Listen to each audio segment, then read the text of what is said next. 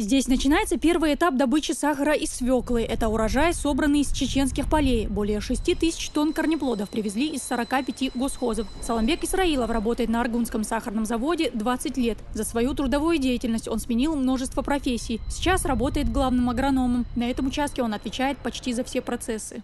Трактор подавать, гидропотранспортер шоулони, завод подавать, мойки завод цар мойки цанни риск что риск что резать дальше процесс завод шекер парить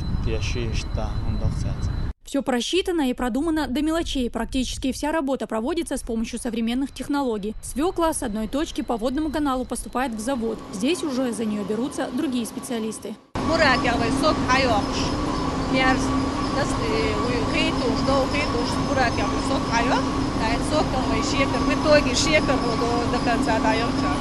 В этом цеху свеклу размельчают, обрабатывают и отправляют дальше. В каждом отделе трудится от 20 до 50 человек. Всего на сахарном заводе задействовано более 300 рабочих. В данное время завод технически перевооружен. Вы сами видели, как все процессы на мониторах, все